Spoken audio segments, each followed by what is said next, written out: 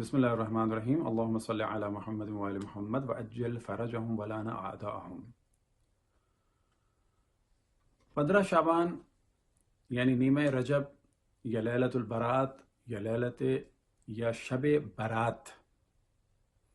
اس کے کتنے نام ہیں، کیا کیا فضائل ہیں، اور اسی طرح سے اس کی کیا کیا مناسبتیں ہیں۔ تو پہلے مرحلے میں ہم ایک خاص موضوع کی جانب توجہ دلائیں، اور وہ سب سے اہم موضوع ظاہر یہی ہے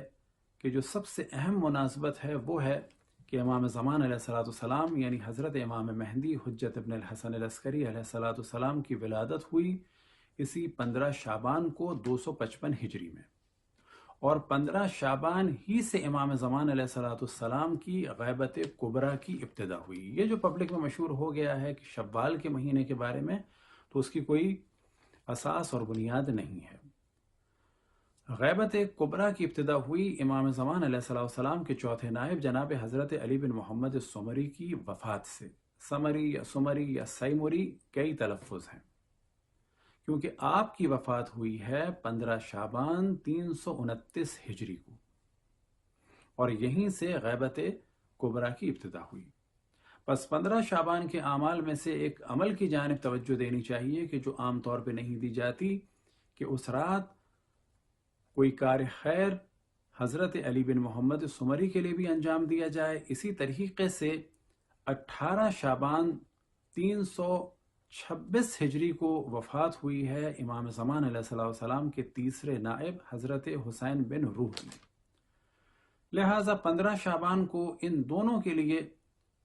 خصوصاً، اور باقی دو جو پہلے اور دوسرے نائب خاص تھے ان کو بھی یاد رکھا جائے، کوئی نہ کوئی کار خیر انجام دیا جائے۔ مثال کے طور پر ان کے لیے فاتحہ پڑھوائی جائے، تلاوت قرآن ہو، ان کا کم سے کم ذکر کیا جائے کار خیر کے لیے۔ بس یاد رہے کہ امام کے تیسرے نائب جناب حسین بن روح کی وفات ہوئی 18 شعبان 326 ہجری کو، اور امام کے چوتھے اور آخری نائب کے جن کے بعد غیبت کبریٰ کا سلسلہ شروع ہوا، ان کی وفات ہوئی 15 شعبان 329 ہجری کو۔ اور ایک قول کے مطابق 15 شعبان ہی کو تحویل قبلہ ہوئی، یعنی بیت المقدس سے یروشلم سے قبلہ قرار دیا گیا خانہ کعبہ کو۔ یہ تو تھی کچھ خاص مناسبتیں۔ اب ہم یہاں پر ذکر کرتے ہیں کہ اس مقدس رات کے نام کیا کیا ہیں کہ جو شیعہ سنی دونوں میں بیان ہوئے۔ مشہور ترین نام اس کا ہے شب برات ہمارے انڈیا اور پاکستان میں، لیکن یاد رکھیں یہ براءت نہیں ہے کہ جس کے معنی ہے نجات دینا یا بری کرنا، یہ ہے برات، بے رے الف تے، شب برات۔ اور برات لفظ ہے فارسی کا، اور اس کے معنی ہیں حوالے کے یا یہ کہ سند کے۔ پس شب برات جب کہا جاتا ہے تو اس سے مراد ہے وہ رات کہ جس میں اللہ سبحانہ و تعالیٰ کی جانب سے بخشش کا پروانہ یا پرچہ یا کاغذ یا سند ملتی ہے، لہٰذا اس رات کو کہا جاتا ہے شب برات۔ اور اسی کا ایک دوسرا نام ہے لیلۃ السک، صاد کاف۔ جس طرح سے انگلش میں کہا جاتا ہے چیک، یہی لفظ فارسی میں اور قدیم فارسی میں اور آج کی فارسی میں یہ موجود ہے۔ چیک کے معنی تھے سند یا سرٹیفکیٹ، اور اس چیک کا جو معرب کیا گیا، یعنی جب اس کو عربی بنائی گئی، جیسے کہ لگام کی عربی بنائی گئی تو وہ ہو گیا لجام، تو جب اس کی عربی بنائی گئی تو وہ ہو گیا سک، یا جیسے کہ چین کی عربی بنائی گئی تو وہ ہو گیا سین۔ تو لیلۃ السک یعنی وہ رات کہ جس میں سرٹیفکیٹ ملتا ہے جہنم سے آزادی کا اور عذاب سے آزادی کا، اور اسی کا ایک نام ہے شب براءت۔ اور یہاں پر مراد ہے براءت سے مراد یعنی نجات اور بری ہونا اور رہا ہونا جہنم سے۔ اور اسی کا ایک نام ہے فارسی میں شب رہائی، یعنی رہا ہونے کی رات۔ ترکی میں اس رات کو کہا جاتا ہے برات کاندلی، बिरात वही बारात का तलफ़ुज़ है, बिरात कहते हैं अलबत्ता वो लोग, बिरात कांदली। और कांदली जो है वो दर हकीकत लैटिन वर्ड जो कैंडली है वो, और साथ में ये अरबी में जब गया या अरबी से वहाँ गया, ये बिल्कुल अलग डिस्कशन है, कंदील। लेकिन जब ये तुर्की में आया तो वो आज भी इसे कहते हैं कैंडली, और स्पेल करते हैं वो KANDILI। और तुर्की में जो 5 मुक़द्दस रातें वहाँ के कैलेंडर के हिसाब से भी मानी जाती हैं, उनमें से एक है यही बरात कैंदली। अरबी में इसके नाम हैं लैलतुल मुबारका, लैलतुल बराअत, लैलतुल क़िस्मा, यानी इसमें नेकियां तकसीम होती हैं, किस्मत के फैसले होते हैं। और यहाँ पर किस्मत से मुराद है यानी अल्लाह सुब्हानहू व तआला चीज़ें अता फरमाता है। लैलतुद दुआ यानी दुआ की रात, लैलतुल इजाबा दुआओं की कबूलियत की रात, लैलतुल शफ़ाअ यानी शफ़ाअत की रात, और लैलतुल गुफ़रान मिनल इत्क़ मिन नईरान, और अल्लाह सुब्हानहू व तआला की जानिब से आज़ादी और गुफ़रान की रात। कहाँ से? आग से और जहन्नम से। इसी तरह से लैलतुल तकफ़ीर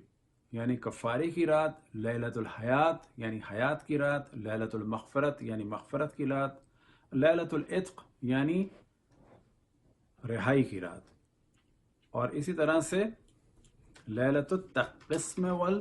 क़िस्मत व तक़दीर, तक़दीर की रात। इसी तरह से बाज़ अहले सुन्नत कुतुब में इसे ईदुल मलाइका भी कहा गया, और बाज़ रिवायात जो अहले सुन्नत में हैं उसके हिसाब से कि ये वो रात है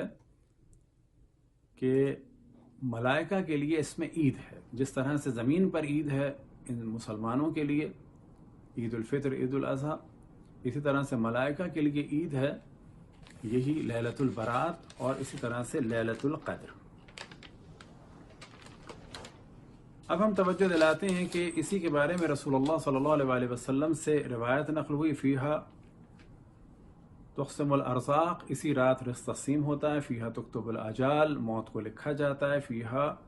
युक्तबु वफ़दुल हाज, हाजियों के बारे में भी इसी रात को लिखा जाता है, व युनज़्ज़िलुल्लाहु तआला मलाइकतहु मिनस समाइ इलल अर्ज़िल मक्का, और अल्लाह सुब्हानहू व तआला की जानिब से मलाइका को नुज़ूल होता है आसमान से मक्का की सरजमीन पे। और मौला अमीरुल मोमिनीन अलैहिस्सलाम से एक रिवायत मंसूब है, वो कि इस पर डिस्कशन है, लेकिन मंसूब रिवायत यह है कि फ़ीहा युफ़रक़ु कुल्लु अम्रिन हकीम, भी इसी रात के लिए कहा गया कि इस रात में तमाम हिकमत व मसलहत के उमूर का फ़ैसला किया जाता है। गुरूब से लेकर यानी 14 का दिन गुज़र के जो गुरूब होता है उस वक्त से लेकर फजर तक मलाइका की जानिब से, अल्लाह की जानिब से मलाइका की निदा होती है। कोई है इस्तग़फ़ार करने वाला, कोई है रिज़्क़ तलब करने वाला। इमाम मोहम्मद बाक़र अलैहिस्सलाम इरशाद फरमाते हैं, ये अफ़ज़लुल लैला बाद लैलतुल क़द्र, कि ये रात अफजल तरीन रात है लैलतुल क़द्र के बाद। और फिर रिवायत में नक़ल हुआ कि लैलतुल क़द्र अल्लाह सुब्हानहू व तआला की जानिब से हदिया है रसूलुल्लाह सल्लल्लाहु अलैहि वसल्लम को, और हम बाकी अहले बैत अलैहिमुस्सलाम को अल्लाह की जानिब से ये रात दी गई है, यानी 15 शाबान की रात। इमाम रज़ा अलैहिस्सलाम से रिवायत में नक़ल हुआ कि इसी रात हिया लैलतु युअतिक़ुल्लाहु फ़ीहा अर्रक़ाब, कि अल्लाह सुब्हानहू व तआला इस रात को में गर्दनों को आज़ाद करता है। किससे? आग से। गुनाहों को माफ़ करता है। और फिर इस रात में कसरत से अल्लाह का जिक्र करो, इस्तग़फ़ार करो और दुआ करो, क्योंकि मेरे वालिद फरमाते हैं कि इस रात में दुआएं कबूल होती हैं। बस इसके आमाल के बारे में जो बहुत ही सरसरी कहा जा सकता है कि दुआ करनी चाहिए, इस्तग़फ़ार करनी चाहिए और ज़िक्र खुदावंद तबारक व तआला करना चाहिए जिस तरह से भी मुमकिन हो। इस रात के बारे में इब्ने बतूता में अपने सफ़रनामे में लिखा है कि अहले मक्का इस रात में मैंने देखा कि तवाफ़ करते हैं, उम्रा करते हैं और नमाज़ों को बजा लाते हैं और चिरागा करते हैं, और यही हाल मैंने मिस्र में देखा कि वहाँ भी लोग कब्रिस्तानों में जाते हैं और इस रात को इबादत करते हैं। इब्ने जुबैर ने अपने सफ़रनामे में लिखा कि अहले मक्का रात भर जागते हैं, नमाज पढ़ते हैं, तवाफ़ करते हैं, उम्रा करते हैं। اسی طرح سے شمس الدین دمشقی نے حوادث الزمان میں لکھا کہ دمشق میں بھی لوگ جامع دمشق میں جاتے ہیں، ایک بہت بڑی مسجد ہے، خوبصورت مسجد ہے، ایسی مسجد لوگوں نے کبھی نہیں دیکھی ہوگی، اور اس رات وہاں پر چراغاں کیا جاتا ہے، 12,000 قندیلیں روشن کی جاتی ہیں کہ جو اس کے علاوہ ہیں کہ جو مختلف مساجد میں اور روڈوں پر اور اسپتالوں میں اور کاروان سراؤں میں روشن کی جاتی ہیں اور قبرستانوں میں روشن کی جاتی ہیں۔ اب یہ ذہن میں رکھیں کہ اہل سنت کے جو چاروں فقہا ہیں ان کے نزدیک بھی اس رات میں عبادت مستحب ہے، اور کتب اہل سنت میں تفصیل سے اس رات کے بارے میں اہتمام ہیں، اعمال ہیں۔ جو ڈسکشن ہے وہ فقط ایک ہے جو بعض علماء اور فقہا نے کیا کہ یہ اعمال باجماعت کیے جا سکتے ہیں یا نہیں کیے جا سکتے، مسجد میں کیے جا سکتے ہیں یا گھر میں کیے جائیں۔ تو بعض نے یہ کہا کہ مسجد میں رسول اللہ صلی اللہ علیہ وسلم نے انجام نہیں دیے، لہٰذا گھر میں کیے جائیں۔ لیکن قبرستان جانا یا دیگر اعمال کے بارے میں جو وہابی اور اہل سنت میں ڈسکشن ہے اور اس کو وہ بدعت کے طور پہ کہتے ہیں، یا مثال کے طور پر حلوہ بنانے کے موضوع پہ ڈسکس کرتے ہیں، گو کہ اس وقت یہ ہم تفصیل سے موضوع ڈسکس نہیں کریں گے، لیکن وہابی حضرات کو فقط ایک جواب دیں گے خصوصاً اس بارے میں کہ جس چیز سے منع کیا گیا ہو وہ بدعت ہوتی ہے۔ اگر کسی چیز کا ذکر نہیں ہے بقول ان کے، تو اگر اس کام کو انجام دیا جائے تو وہ بدعت نہیں ہوتا۔ ہاں، اگر یہ کہا جائے کہ وہ ایسا کام کہ جس کا ذکر قرآن میں یا احادیث میں نہیں ہے تو وہ حرام تو نہیں ہے، لیکن اب اگر ہم اسے کہیں کہ یہ واجب ہے تو پھر کہا جائے گا کہ یہ واجب کہنا جو ہے غلط ہے اور بدعت ہے۔ حلوے کے بارے میں وہ شور کرتے ہیں تو انہیں توجہ دینی چاہیے کہ کوئی بھی حلوہ شیعہ یا سنی اس نیت سے نہیں بناتا کہ رسول اللہ صلی اللہ علیہ وسلم نے حکم دیا ہے کہ سوجی کا یا بیسن کا یا چنے کا حلوہ بناؤ اور اس میں یہ ڈالو اور یہ ڈالو اور یہ نہ ڈالو۔ آیا وہابی عید کے دن کی سوئیوں کو یا کیک کو ڈسکس کرتے ہیں؟ نہیں کرتے۔ اصل میں ان چیزوں کا تعلق شریعت سے نہیں ہے، یہاں پر شریعت نے آزاد چھوڑا ہے۔ اور یہ بھی ایک غلط فہمی جو عام طور پہ لوگ کہتے ہیں اسلامک کنسٹرکشن، اسلامی ڈریس، اسلامی کھانے، نہ اسلامی کنسٹرکشن نہ ڈریس ہے نہ کھانے۔ اسلام میں کنسٹرکشن کی شرائط ہیں، ڈریس کی شرائط ہیں اور کھانوں کی شرائط ہیں، ورنہ اسلام نے نہ کوئی آرکیٹیکٹ کا ڈیزائن دیا ہے اور نہ کھانے کی ریسیپی بتائی ہے اور نہ کپڑے کا کوئی ڈیزائن یا کوئی ماڈل دیا ہے۔ شرائط بتائیں گے ایسا ہو ایسا نہ ہو، بس اسی میں کچھ چیزیں ہیں کہ جو کلچر میں ہیں، اور اگر وہ کلچر جائز ہو تو کوئی حرج نہیں۔ مثال کے طور پر پورے انڈیا پاکستان میں سوئیاں بنائی جاتی ہیں، عرب دنیا میں کچھ خاص کام ہیں جو عید پہ کیے جاتے ہیں، تو کیا ان کو کرنا بدعت ہے؟ کہا جائے گا نہیں، جائز ہے۔ بس حلوہ پکانا کوئی بدعت نہیں ہے۔ کیا کبھی وہابیوں نے سوال کیا کہ جو بچوں کی سالگرہ میں کیک کاٹا جاتا ہے بدعت ہے؟ کیا قرآن میں کیک کا ذکر ہے یا روایت میں کیک کا ذکر ہے؟ کہا جائے گا نا، یہ کلچر ہے، کوئی حرج نہیں۔ ہاں، اگر یہ کہا جائے کیک کا ذکر قرآن میں یا حدیث میں تو یہ بدعت ہو جائے گا، لیکن محض اگر کوئی کام کرتا ہے کوئی حرج نہیں۔ اور یہیں سے وہابیوں کو ایک جواب یہ بھی دیں کہ جب اہل بیت علیہم السلام سے یا یہ کہ مخصوصاً رسول اللہ صلی اللہ علیہ وسلم کے نام سے ان کو کھانا دیا جائے تو وہ کہتے ہیں بدعت ہے، لیکن کیا وہابیوں نے کبھی کسی کی برتھ ڈے کے کیک کے کھانے کا انکار کیا ہو یہ کہہ کے کہ یہ کیک اس بچے کے نام کا ہے؟ تو یہ تو مختصر سی گفتگو تھی اس حلوے کے بارے میں کہ جو عام طور پر وہابیوں کا ایک بڑا گرم موضوع ہوتا ہے۔ اب ہم ڈسکس کرتے ہیں کچھ اعمال کے بارے میں۔ امام زین العابدین علیہ السلام ارشاد فرماتے ہیں کہ جو شخص اس رات میں جاگے گا اور بیدار رہے گا تو اس کے دل کو اس دن موت نہیں آئے گی کہ جس دن دل مر جاتے ہیں، یعنی قیامت کے دن اس کا دل بیدار رہے گا۔ اس رات کے اہم اعمال میں سے جو سب سے اہم عمل ہے، ابتدا سے اگر بتایا جائے کہ جو مغرب سے پہلے انجام دیا جائے، وہ ہے غسل۔ غسل کس نیت سے ہوگا؟ طریقہ کیا ہے؟ طریقہ غسل کا وہی ہے کہ جو واجب غسل کا ہوتا ہے کہ پہلے سر اور گردن اور اس اوپر کے حصے کو دھویا جائے، پھر سیدھے حصے کو، اور پھر الٹے حصے کو آگے پیچھے کے دھویا جائے، اور نیت کی جائے کہ میں غسل کرتا ہوں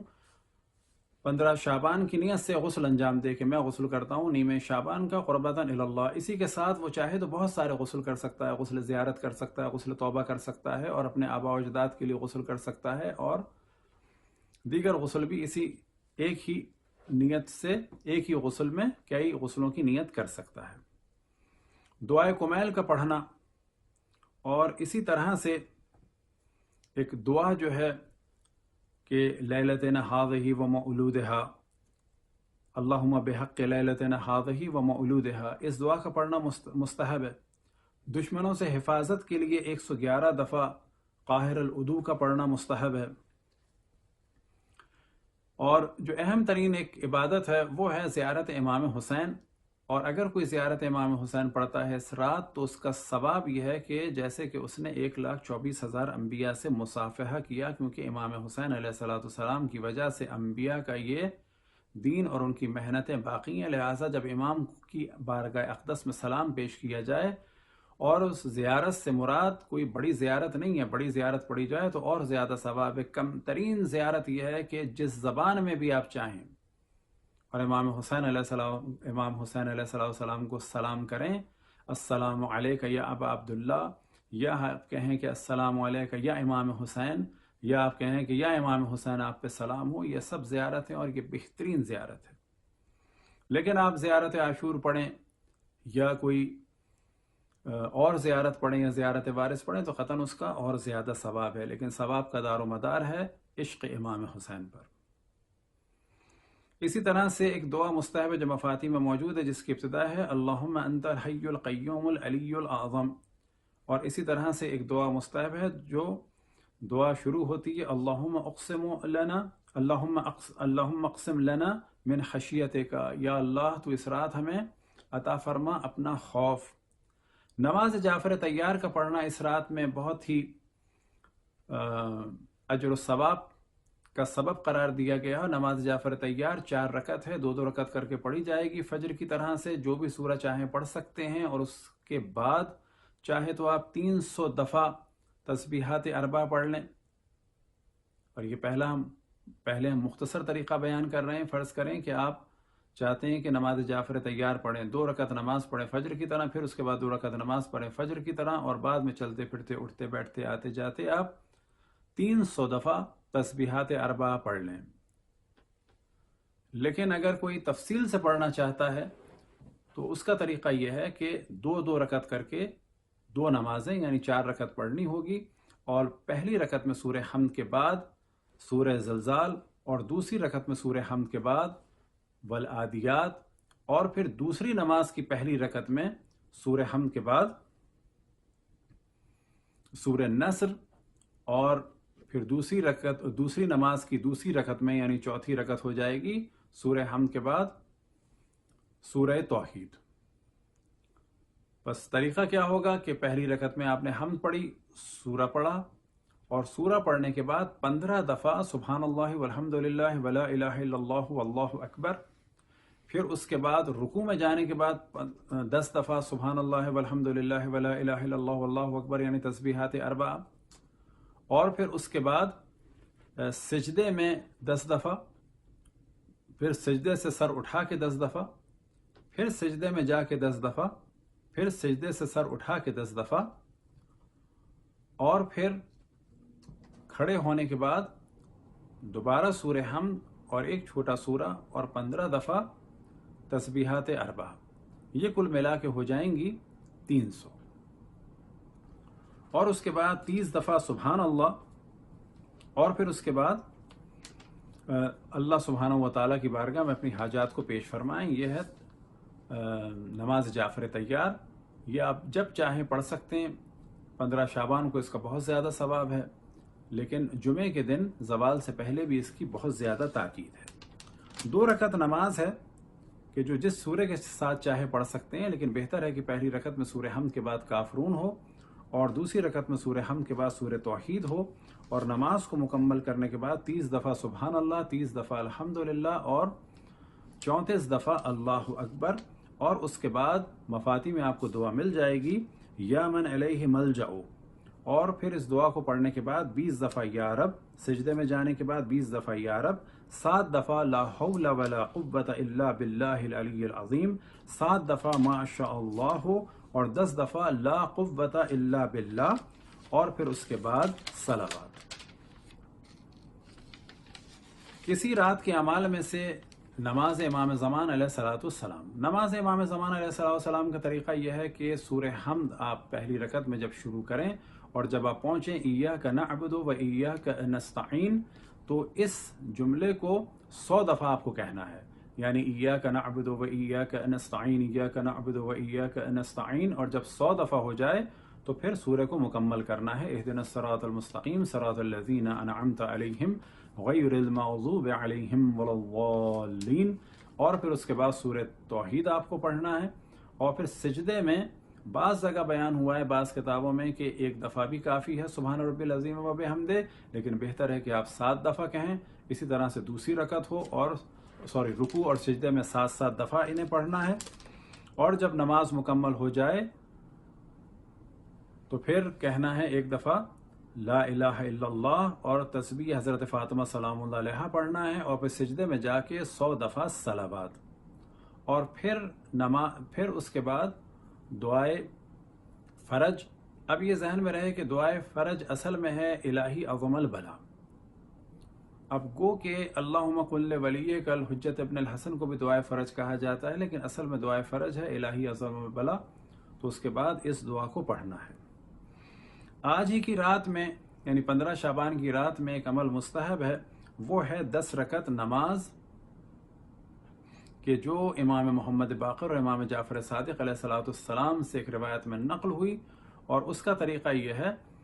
کہ 2 رکعت کر کے یہ پڑھنی ہے، 10 رکعت یعنی 5 نمازیں ہوں گی، اور ہر رکعت میں سورہ حمد کے بعد 10 دفعہ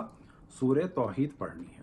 جناب سید ابن طاؤس سے ایک نماز نقل ہوئی، اور وہ نماز ہے کہ 100 رکعت نماز پڑھنی ہے اور ہر رکعت میں 10 دفعہ سورہ توحید پڑھنی ہے۔ یہی نماز اتفاق سے اہل سنت میں بھی نقل ہوئی شیخ غزالی سے۔ اور آج کی رات کے اعمال میں سے ایک اہم ترین عمل ہے کہ جو در حقیقت امام زمان علیہ السلام سے ایک توسل کا طریقہ ہے، اور وہ توجہ دلاتا ہے کہ امام تک ہماری بات پہنچتی ہے، بلا شک دعائے توسل پڑھی جائے، اور اسی طرح سے ایک توسل کا جو طریقہ ہے وہ ہے کہ امام کی خدمت اقدس میں عریضہ دیا جائے۔ اب یہ ذہن میں رہے کہ عریضہ عام طور پر 15 شعبان ہی کو دیا جاتا ہے، لیکن عریضہ کسی بھی دن کسی بھی وقت امام کی بارگاہ میں پیش کیا جا سکتا ہے، اور وہ اس صورت میں کسی دریا یا نہر میں عریضہ ڈالا جائے، اور یا یہ کہ معصومین علیہ السلام کی ذریعوں میں بھی اس عریضے کو یا کسی کنویں میں بھی ڈالا جا سکتا ہے۔ اور عریضہ عام طور پر آپ کو پرنٹ ہوا مل جائے گا، اور اگر کہیں نہ ملے تو کسی سادے کاغذ پر بھی اپنی حاجت اس صورت میں کہ جیسے آپ امام کو اپنا پیغام دے رہے ہیں لکھیں، اور لکھنے کے بعد کسی مٹی میں اس کو ایک گولے کی صورت میں یا آٹے میں اس کو رکھ کر کسی بھی دریا میں یا سمندر میں یا نہر میں یا کنویں میں اس کو ڈال دیں۔ خداوند تبارک و تعالیٰ سے دعا ہے کہ ہم سب کو اپنے رسول اپنی حجتوں خصوصاً امام زمان علیہ السلام کی معرفت اور اطاعت کی توفیق عطا فرمائے، اہل بیت علیہ السلام سے محبت عطا فرمائے، اور اس محبت میں اضافہ ہوتا چلا جائے، اور دشمنان اہل بیت کو پہچاننے کی توفیق عطا فرمائے، اور جس طرح سے اہل بیت علیہ السلام کی محبت میں اضافہ ہوتا چلا جائے، بالکل اسی طرح سے دشمنان اہل بیت کی معرفت کے بعد ان کی نفرت میں بھی اضافہ ہوتا چلا جائے۔ امام زمان علیہ السلام کے ظہور میں تعجیل فرمائے، ہم سب کو ان کے اصحاب اور اعوان میں شامل